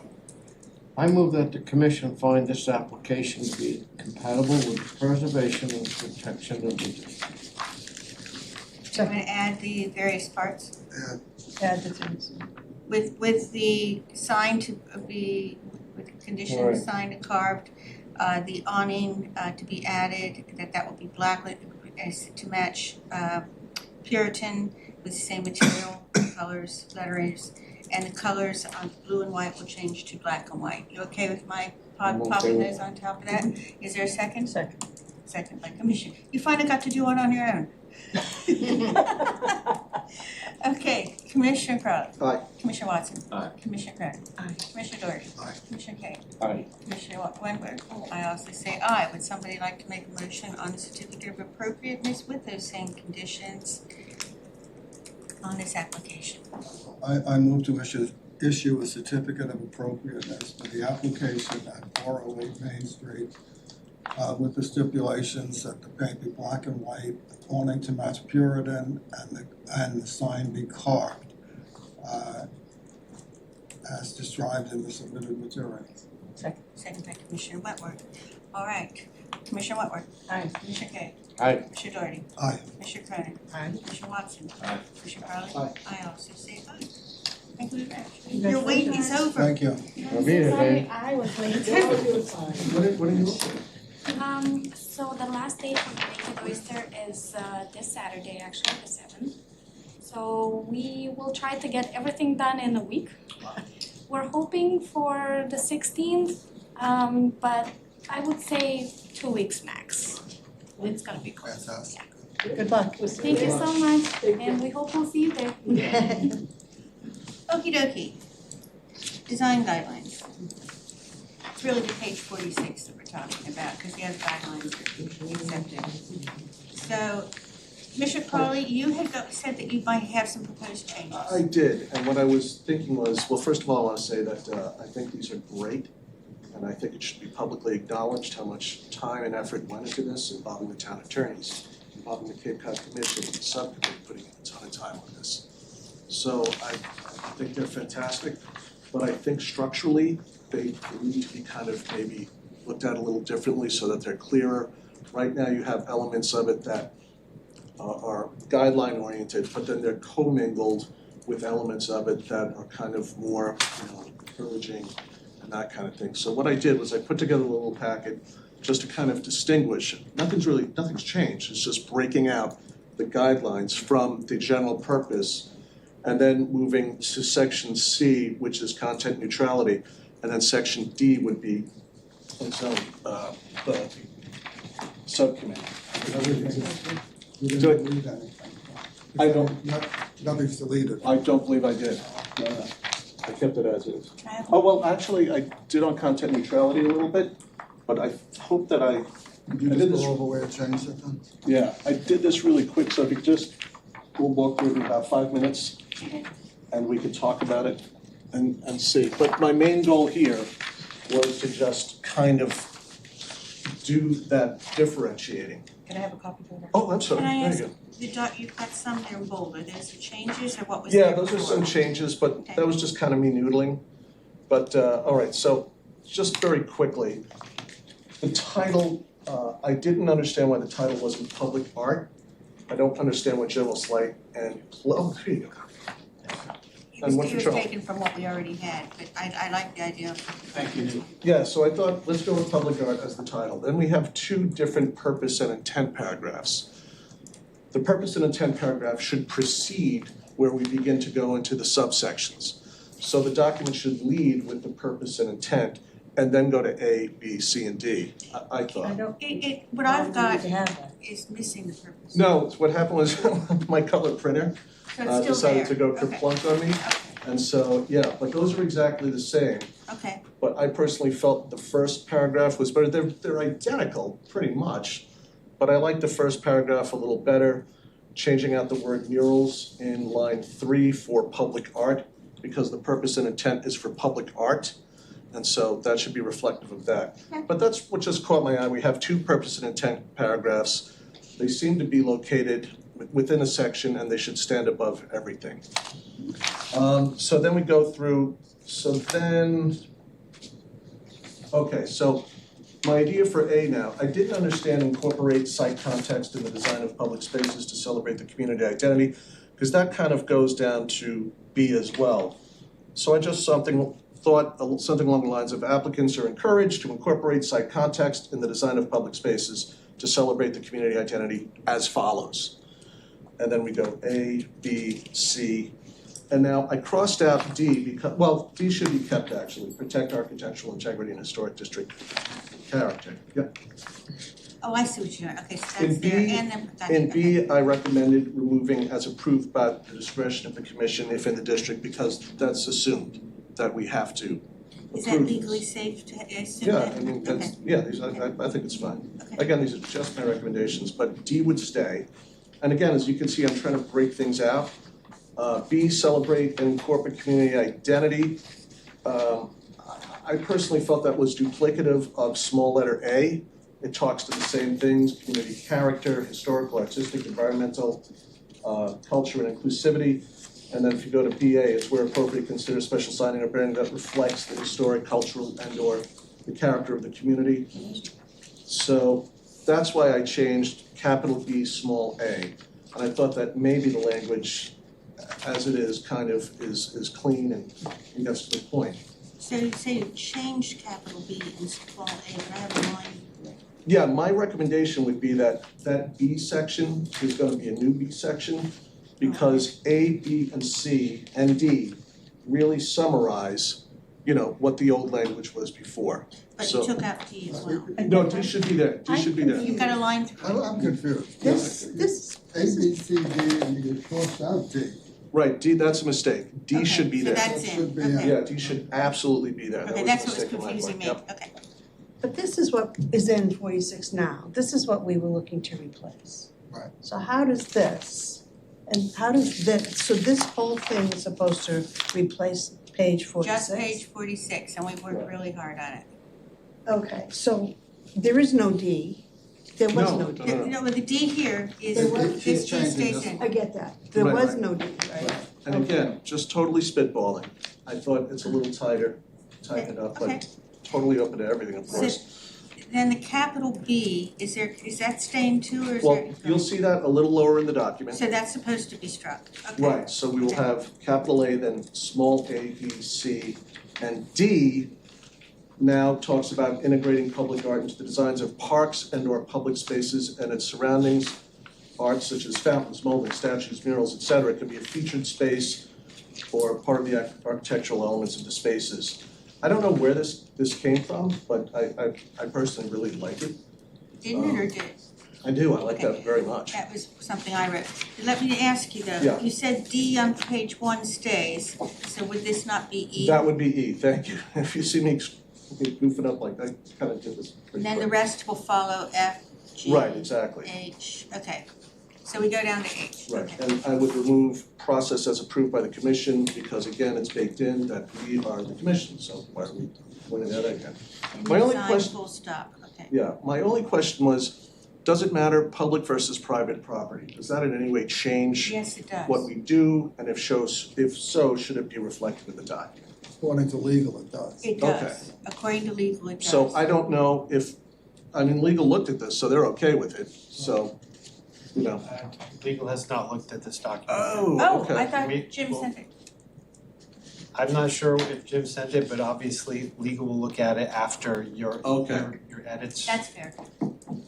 Can I just say something too, is after reading this and then, kind of see where we were trying to get to here, and after the presentations that we've had for the commission and such, is there is also an option that says right here, is an alternative would be that all public art is banned in the district. I mean, this becomes. That is an option. Because right, to me, no matter what we put in here, and this is really good work, I mean, the subcommittee and everyone did, we're trying to follow kind of where, to be open to everybody and try to do that, but this whole content neutral, First Amendment, all of that is still going to be there, and for us as a district, a historic district, why would we keep subjecting ourselves to that when we have the option of just saying, because it's a small historic district. It's not regulating anything else, any of the zoning, any of the other areas in the town, except for the Hyannis, Main Street Waterfront Historic District. Because it's gonna get into, no matter what we try to do, it's gonna get into some either content or having to monitor it or First Amendment, and that was something that was really kind of prevalent to, who's to say what's, harassment or what's insulting. We've come across that.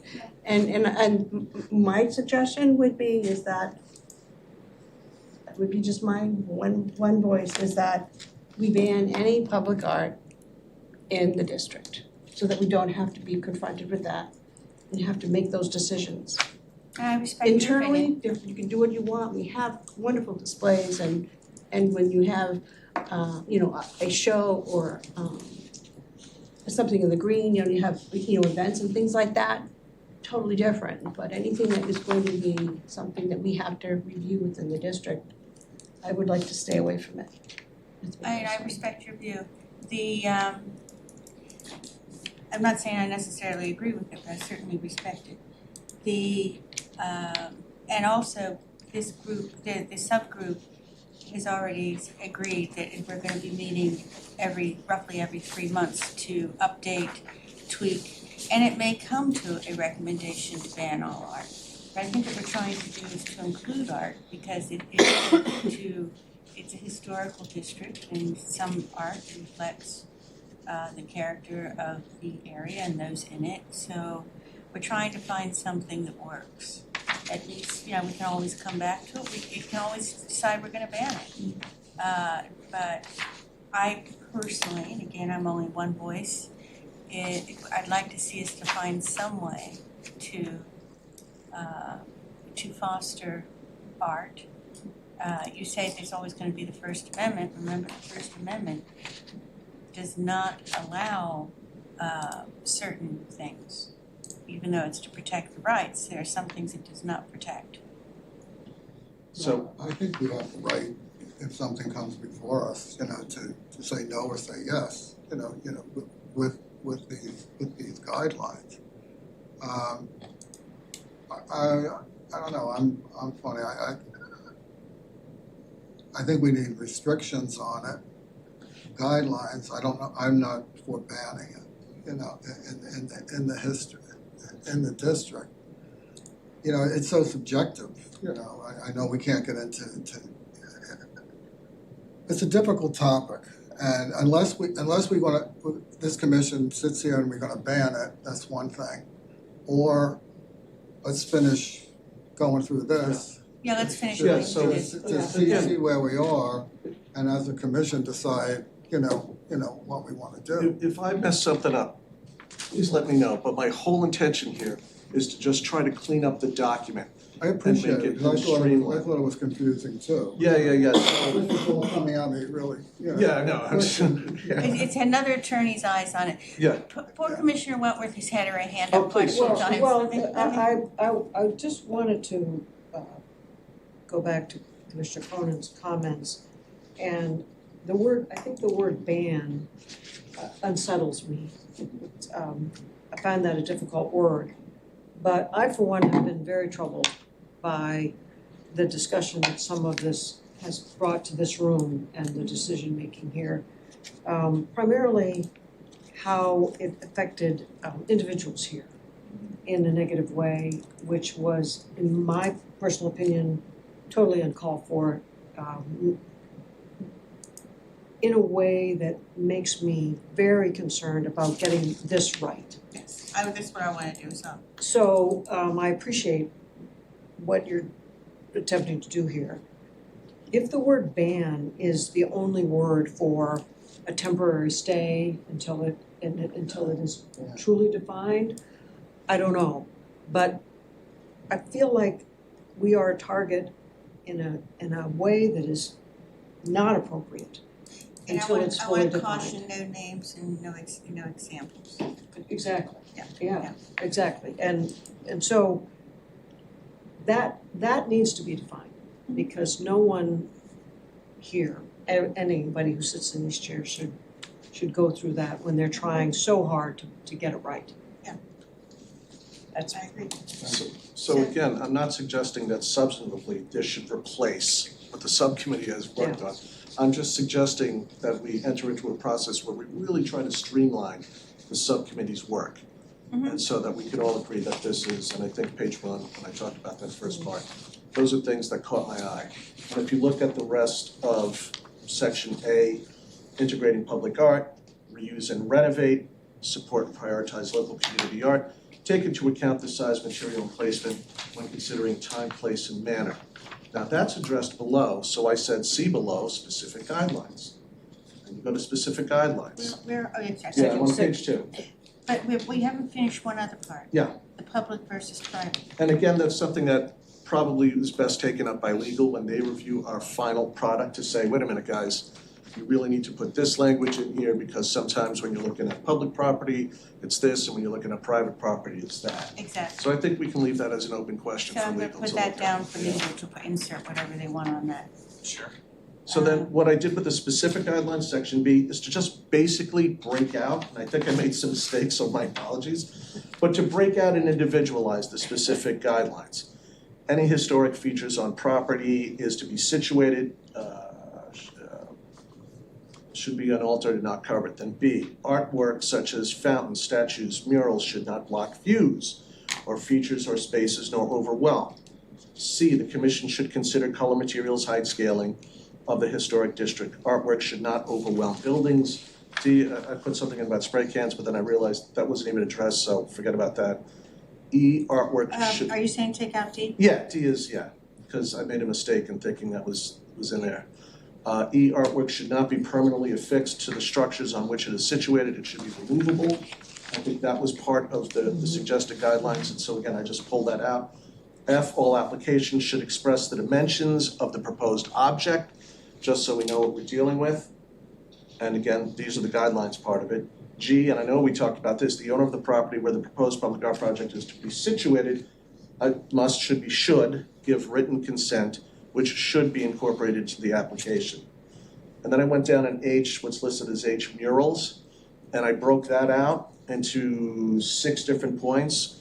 Should not be painted on previously unpainted masonry walls, should not be located on the facade, should not be located above the roof line, should not exceed, now this is, what I listed as 4 was something that I found a little confusing. Should not exceed 50% of a wall area or twice the maximum wall signage size allowed, whichever is smaller. I didn't understand that. That was from Cape Cod Commission.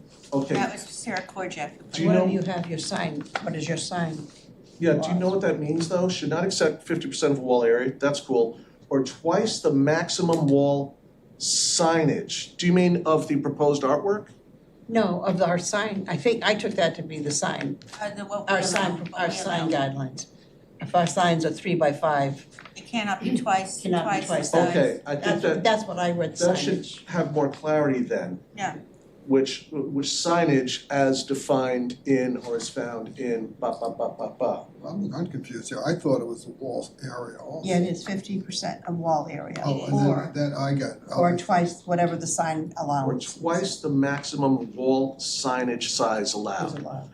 I don't know what that means. That's So probably would based I on our change that sign to- ordinance, town Yeah. sign ordinance. Okay, so then we could put that in as reflected in the town sign ordinance, you know, so. Or as okay. reflected in our guideline, as reflected in our guidelines. Well, I think you should, Or town, I would say make reference to the town Does a ordinance. building dictate the size of the sign? in town guidelines, It would okay? be- It's 10% of the facade.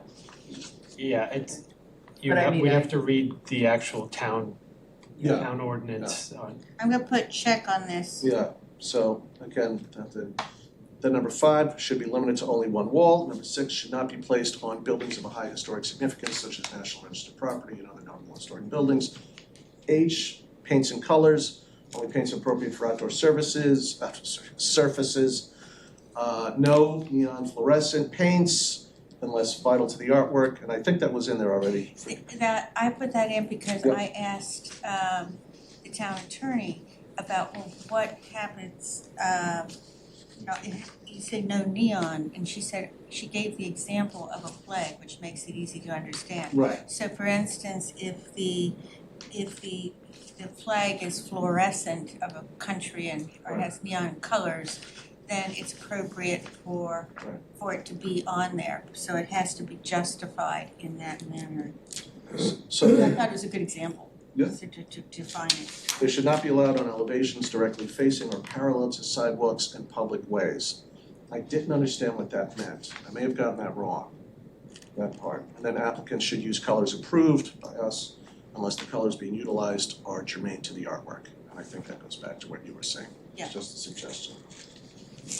Public art are not signs and should not have sign content such as logos or company advertising. Also limiting the percentage of the wall that may be covered where necessary to protect historical character. I didn't Okay, understand we can that. leave that out. So That's fine. I didn't get that. Then J, I put in lighting and audio. And, oh man, this is where my Yeah, you're printer, gonna have to read it. this to is us. where my printer really got me. He's playing with you. I'm not signing off on it. No. No, you'll read it to us, won't you? Yeah, I'm gonna read it right now. I can read some of it. Shall not include internal or external illumination, colors. Says, yeah, public art should not include internal or external illumination, neon colors, or flashing lights per Article 8, Section 192-7. I didn't know what law that's referring to. Signs with moving, flashing, or animated parts are prohibited. Video projections or digital art are prohibited. I don't think you have to add in the historic district because that's already assumed. Then I thought audio elements, I don't even know if that's worth putting in there, I just kind of threw it in there. Now, the thing I didn't understand, if you go to the next page, K. Are you saying take that out, the audio? Yeah, that's, yeah. And again, my whole purpose here is to just get this thing into I'd a like nice, to change the clean SIPA. flow. But that one that you referenced, you don't know where it came from, that was from 192-7. Yeah, That was, it was in either legal or Sarah Corja, I think it's legal, Right, but but I'm not positive. I put that in there. Oh, you put that Okay. in there? Okay. That's from our town ordinance. okay. Okay, so we know what it's from. So it should say the town Um, ordinance, Article 2, and everything else. Then K. Can I go back to audio? Do we really want audio? I take it out, I just, I'm just- the We spitball. took it out, we Yeah, took yeah. it out. Oh. Yeah, I'm just totally No, take it spitballing. out. Yeah. Done. So K, removal agreements with any approvals considered so that it addresses returning the site to the original condition when a project or time agreement ends. I didn't know what is meant by a removal agreement. In other words, we have it in others that we had, to where at the end of the time frame it's agreed to, that there's the obligation is on the applicant to remove Okay, what was there. So it's Okay. not just left for the town to deal with things. right, exactly, so now that makes sense now, I should have picked up on that. L, artwork of any nature seeking approval should have a regular review data monitoring process agreement With HHDC. with us, L. Then, M, public art should not be situated. Public spaces should be, make Yeah, what public I did- spaces inviting. I got rid of C because that is kind of redundant with regard to the first part. Okay. Well, let me correct myself. Frame public spaces with landscapes, trees, and or light fixtures to define the spaces. That doesn't sound like public art. Let me read We're that. saying frame public spaces and or pathways with landscapes, trees, figure 23. That goes into landscape, that would be in the landscape. Yeah. Be in the so- landscaping now. And then we jump down in the next paragraph to the First Amendment. I don't think that's appropriate there. Then M, I come back to the guidelines. Yeah, Hold on, the reason I put that in there, and I don't mind if people don't wanna have it, like I said, I'm one no, voice. I moved that. I is- moved that later in the document. Oh, okay, I was It's gonna just say, that yeah. it's coming out of nowhere here, and Okay. it better Okay. goes with Okay. content neutrality, Okay, section C. I'm fine with that then. Public art should not be situated in a manner that causes or contributes to perilous pedestrian and or vehicular traffic. I saw that somewhere alluded to, dangerous alleys or something like that.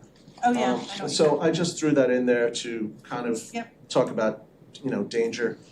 Applicants should maintain their art, this is something I came up with on my own. Applicants should maintain their art project to ensure that it remains clean and safe. The commission reserve the right to contact the appropriate municipal body to address any issues with regard to the cleanliness and or safety of public art located on private property. And that's where you go to the distinction between public property and private property. So M and N are mine. So I Okay. think we want to question that, because we want to clarify the private, we don't want to say just on private property, we want to clarify. Yeah. Then O, the commission reserves the right to require applicants to address any problems that may arise regarding a project on municipal property and may request a subsequent meeting with the applicant to discuss same. So I broke down N and O So into can private versus public. I want to add a few words there. To address any problems that may arise in a timely manner regarding the public art. Everybody okay with that? Yeah. So it's not next year, it's not In a in a timely timely manner. So it's not next year or 2 years from now, it's within a timely manner. Okay. Then P, the commission reserves the right to place reasonable time limits on any proposed public art, private art, I don't know. Because we say it's, Proposed art project, Art, Yeah. yeah. okay. that takes care of that one. And again, I don't know how many of these projects are saying, this is it, we're gonna keep this here in perpetuity. I didn't see that in the document, if we say every public art project should have a start date and an end date, or a start date and a date you come back to us. Yes, So I didn't know how to handle that, so. So if we go back to N, we can solve it in the same manner. Regard to the cleanliness and safety of public art, full stop. Yeah? Okay.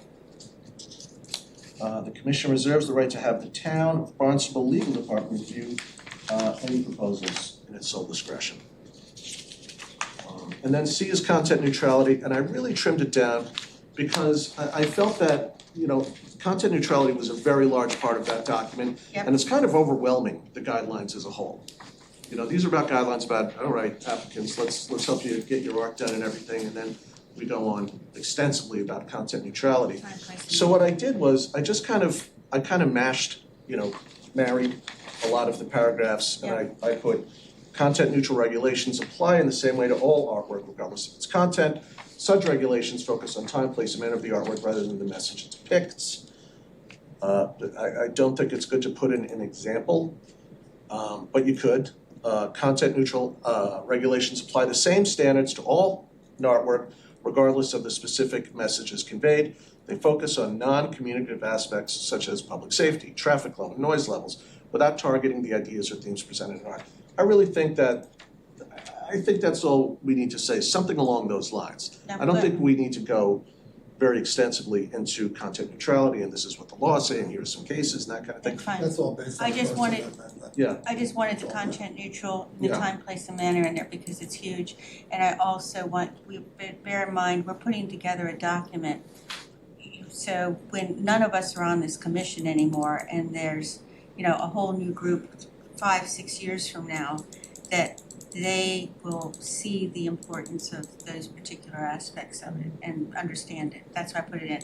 I like your changes so far. I think And the you're just last about there. one is D, subcommittee. The subcommittee that has already formed draft proposed guidelines shall be retained and shall meet on a regular basis to review and update all guidelines as circumstances permit. And you could get to ensure that changes can be made to address doing it previously. I think that was me. But just the idea of those 4 things, we start with the purpose, the preamble, so to speak, with that paragraph. Then we move into the 4 sections, and it's closed out by talking about the subcommittee. And then my last question was, well, what do we do with things that have already been approved, public art already up and running? Do we Give have the a section example of about the that? hardware store wall, but Yeah, the the thing is, hardware, yeah. that's grandfather clause because Okay. it was before the. The guidelines, good point. Commission, yeah, before the Good guidelines. point. There's a wall going next to Alberta. That, Yeah, that's it. There's art all over the place Exactly. that's already been done. We But can't you're go right, back. so For that, we have the Unless it's on a enforcement with timeline. building department. It'll be grandfathered. you're 100% right, because that's just gonna But if cost us somebody headaches. uses that as an example, it's not it can't be used as an example to justify today. Right, That's exactly, basically it. exactly. So we want to, with the changes that we've got, Corey, do you have the changes? Or, okay, so maybe I So can call that's, you. I'm all done, but again, just to keep in mind, that's wanna my thank main you for- purpose in doing this. I wanted to thank you for putting your valuable time into checking over what I you think did. it's good, I think it's, a lot more organized. Yeah. Could you get it into a form, Absolutely. and then we could submit it to all of us, just for a quick overview when it's all together? And then we can give the okay to Corey to. Remember, we have a joint meeting for, next week. Well, Next week? It's next week that we have a meeting in planning It's not gonna be right. What on this. It's not gonna be I right. don't know We're gonna about have to change it. I thought so, the 9th? Yeah, we're gonna have to change it, I think. I'm not aware of a joint Me meeting, either. but Okay, okay. I just clocked the agenda for planning, you're not on. Oh, why did I put down the I think we ninth? Oh. talked about timing to get it done, but I don't think we actually. So in that case, we'll have it for our next meeting if we. Yeah, so I mean, in terms of just, it seems like everyone seems to be okay, agreed that maybe breaking it up in this way is a good thing, and the particulars are what we have to focus on.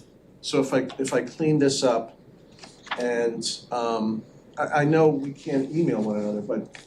No, we can.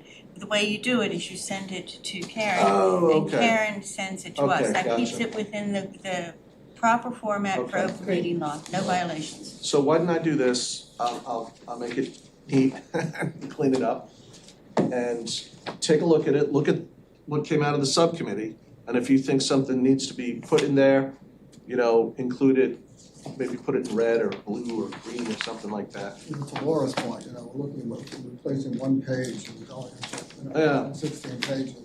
But I feel good that these things are all gonna be covered. So, I'm as happy. long as it goes through legal. Right. Fine. All right, well, We you do gonna want, get a bill for this? we That's the do, next thing, Jack. Give it to I Cheryl. forgot we're doing them all. the only thing we do need is a definition of the difference between the public and the private, not just the words, but how it impacts. Because the attorney, when she gave her instructions to us and was defining these things, she made it very clear how public and private is dealt with is different. So we wanna make sure that we understand, and bear in mind, as I said, I'll find out about when we're having the meeting, but I must have misunderstood. But we've already agreed as a subcommittee, we're gonna be meeting probably every few months to see if there is anything, unless we all tell each other, I don't see anything to change right now, but if things come up, because it's a living document and we wanna keep it to, I can practically guarantee things are gonna come up, why don't we think Sure. of that? And we'll address it.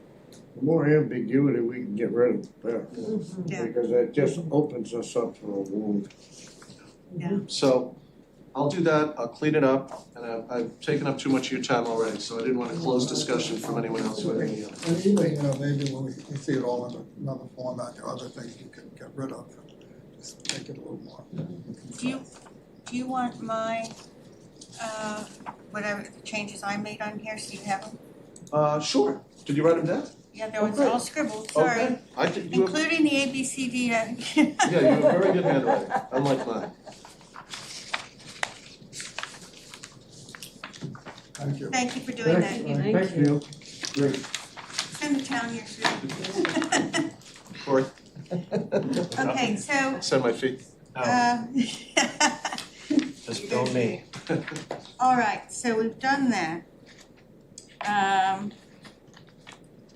Matters not reasonably anticipated by the chair. Well, I've already brought up the things I wanted to, Commissioner Cronin. I had asked if we could revisit, and one of the things we discussed earlier this year was that if there could be a way for us, the committee, to know if there was anything administrative approval that was done without, that doesn't have to go through us, but, or after we've done something and we've given it with